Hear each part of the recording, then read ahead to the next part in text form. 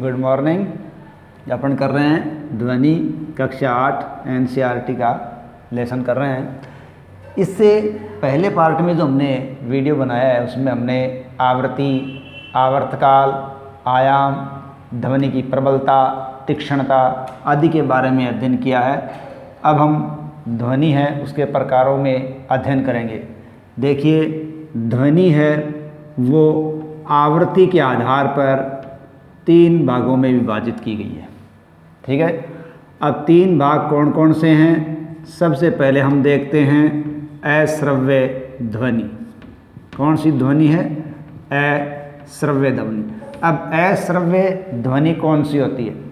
ऐसी ध्वनि जिनकी आवृत्ति 20 हर्ट्ज, ठीक है, जिनकी आवृत्ति 20 हर्ट्ज से कम, वो ध्वनि क्या कहलाती है? अश्रव्य ध्वनि कहलाती है। इन ध्वनियों को हमारे कान नहीं सुन सकते।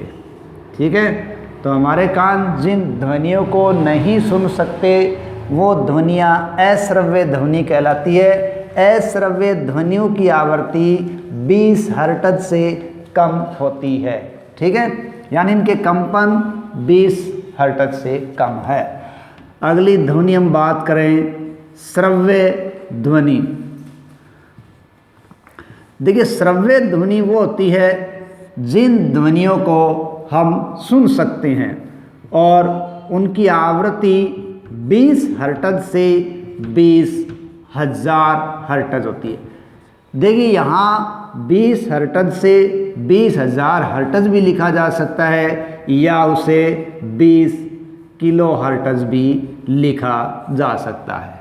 ठीक है, तो जिन ध्वनियों की आवृत्ति 20 हर्ट्ज से 20,000 हर्ट्ज या 20 किलो हर्ट्ज होती है, उस आवृत्ति की ध्वनियों को हम सुन सकते हैं और ये ध्वनियाँ श्रव्य ध्वनियाँ कहलाती है। अगर हम यूँ कहें कि मानव कान है, उनके लिए जो ध्वनि है उसकी परास क्या है? वो 20 हर्ट्ज से 20 किलो हर्ट्ज है। तो ये सामान्य बात होगी। ठीक है, परास है ये ध्वनि की परास। मानव कानों के लिए श्रव्य ध्वनि की परास कितनी है? अगली हम बात करें प्राश्रव्य ध्वनि। ठीक है, पहले हमने बात की अश्रव्य जो सुन नहीं सकते, दूसरी श्रव्य जिनको सुन सकते हैं, तीसरी प्राश्रव्य। ऐसी ध्वनियाँ जिनकी आवृत्ति 20,000 हर्ट्ज या यूँ कहें 20 किलो हर्ट्ज से ज़्यादा हो। ठीक है, क्या ज़्यादा हो? आवृत्ति। ये सभी आवृत्ति पर निर्धारित हैं। जिन ध्वनियों की आवृत्ति 20,000 हर्ट्ज से या 20 किलो हर्ट्ज से ज़्यादा हो, उन ध्वनि की आवृत्तियों को भी हम सुन नहीं सकते। ठीक है, तो ऐसी ध्वनियाँ कहलाती है प्राश्रव्य ध्वनियाँ। ठीक है, अब प्राश्रव्य ध्वनियों के बारे हम थोड़ी सी बात करें कि प्राश्रव्य ध्वनियाँ उनकी परास 20,000 हर्ट्ज या 20 किलो हर्ट्ज से ज़्यादा है। ऐसी ध्वनियाँ मानव कान नहीं सुन सकते, लेकिन कुत्ते ये ध्वनि सुन सकते हैं। पुलिस जिन सीटी का प्रयोग करती है, ठीक है, तो पुलिस की जो सीटी है उस सीटी की परास या आवृत्ति, ठीक है, पुलिस के द्वारा इस्तेमाल की जाने वाली जो सीटी है उसकी आवृत्ति 20,000 हर्ट्ज से ज़्यादा होती है। यानी वो प्राश्रव्य प्रकार की ध्वनि उत्पन्न करते हैं और वो ध्वनि कौन सुनते हैं? कुत्ते सुन सकते हैं। ठीक है, इसी प्रकार चिकित्सा क्षेत्र के अंदर हम देखते हैं अल्ट्रासाउंड काम में लिया जाता है, जिसके द्वारा विभिन्न प्रकार के रोगों का निदान करते हैं अल्ट्रासाउंड से पता लगाकर। वो अल्ट्रासाउंड भी कौन सी ध्वनि उत्पन्न करते हैं? प्राश्रव्य ध्वनि उत्पन्न करते हैं और उसके द्वारा अनेक प्रकार के रोगों का इलाज किया जाता है। इस प्रकार आवृत्ति के आधार पर ध्वनियाँ 3 प्रकार की है, अश्रव्य, श्रव्य और प्राश्रव्य। ठीक है,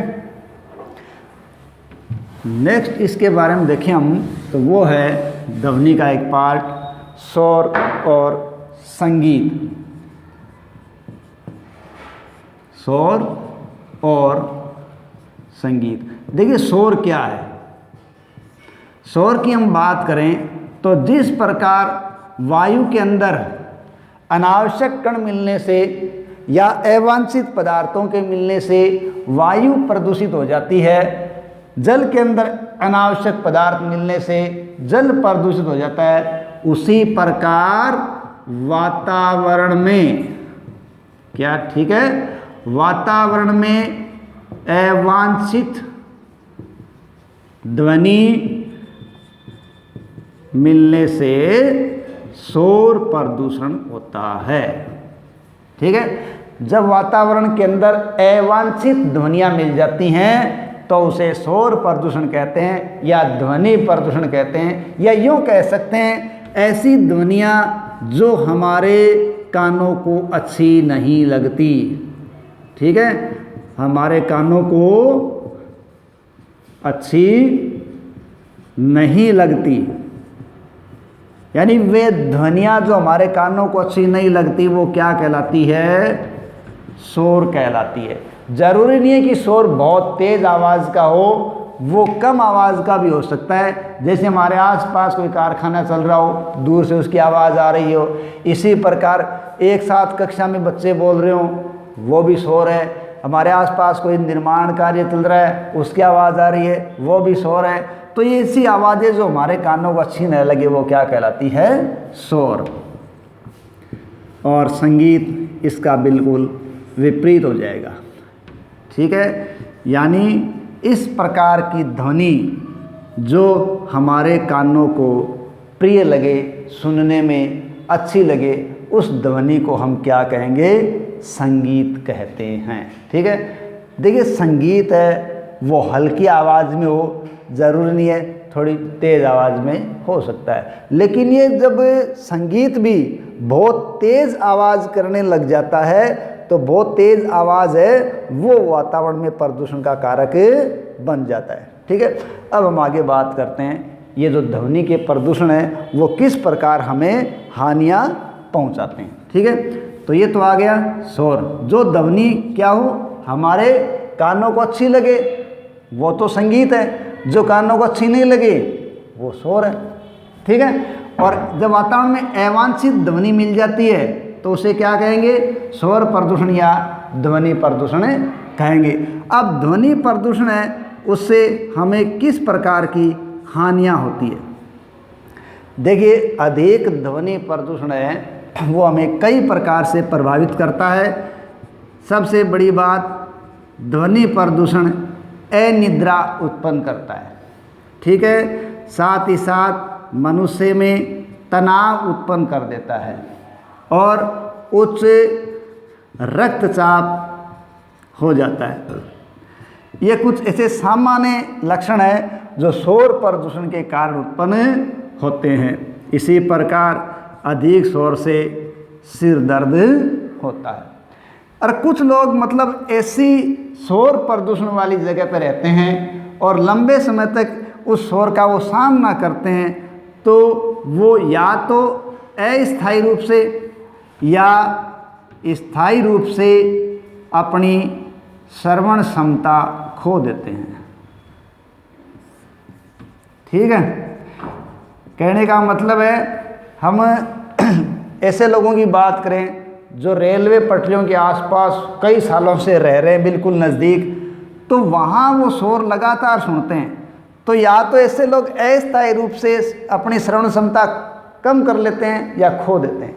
कई बार स्थायी रूप से भी श्रवण क्षमता खत्म हो जाती है। हमें देखो विशेष ध्यान रखना चाहिए कि कान का पर्दा है, कर्णपटल जिसको कहते हैं, वो कंपन के माध्यम से ध्वनि को कैच करके मस्तिष्क तक पहुँच जाता है। उसको सुरक्षित रखने के लिए हमें किसी प्रकार की नुकीली चीज़ का कान में इस्तेमाल नहीं करना चाहिए। ठीक है, तो इस प्रकार अनिद्रा, तनाव, उच्च रक्तचाप, सिर दर्द, श्रवण क्षमता की कमी या पूरी तरह से श्रवण क्षमता चले जाना, ये इसकी हानि है। अब हम बात करें शोर प्रदूषण रोकने के उपाय। ठीक है, यानी शोर प्रदूषण हम किस प्रकार रोक सकते हैं। सबसे पहली बात हम करें पेड़ों की। सड़कों के आसपास, अपने घरों में आसपास में जितने हो सके उतने अधिक से अधिक पेड़ लगाने चाहिए, क्योंकि पेड़ है वो बहुत ही अच्छे ध्वनि अवशोषक के काम करते हैं, ध्वनि अवशोषक के रूप में काम करते हैं। दूसरे हम बात करें पर्दे। देखो, हमें अपने घरों में खिड़कियों पर, दरवाज़ों पर आदि जगह पर्दे लगाने चाहिए। वो पर्दे भी ध्वनि अवशोषक का काम करते हैं। ठीक है। इसी तरह हम जो टीवी या इसी प्रकार के उपकरण घरों के अंदर चलाते हैं, उन उपकरणों की आवाज़ हमें कम से कम रखनी चाहिए ताकि वो बाहर शोर उत्पन्न न करें। इसी प्रकार जो इलेक्ट्रॉनिक्स कई आइटम हैं, उन आइटमों में जैसे हम बात करें, कोई वायुयान के इंजन की बात कर लें या अन्य गाड़ियों की बात कर लें, मशीनों की बात कर लें, उनमें कई प्रकार की आवाज़ बहुत बुरी तरीके से आती है। तो ऐसी उपकरणों के अंदर हमें किस चीज़ का इस्तेमाल करना चाहिए? ऐसी चीज़ों के अंदर साइलेंसर का इस्तेमाल होना चाहिए। किसका इस्तेमाल होना चाहिए? साइलेंसर का इस्तेमाल होना चाहिए। इसी प्रकार जो कारखाने हैं, वो कारखाने घरों से, आबादी से काफ़ी दूर स्थापित करना चाहिए ताकि आबादी है वो इस शोर प्रदूषण से बच सके। गाड़ियों में जिन हॉर्न का इस्तेमाल होता है, उन हॉर्नों की आवाज़ है वो कम होनी चाहिए, और साथ ही साथ जहाँ तक संभव हो सके इनका इस्तेमाल कम से कम करना चाहिए। तब जाकर हम होने वाले शोर प्रदूषण को बचा सकते हैं। धन्यवाद।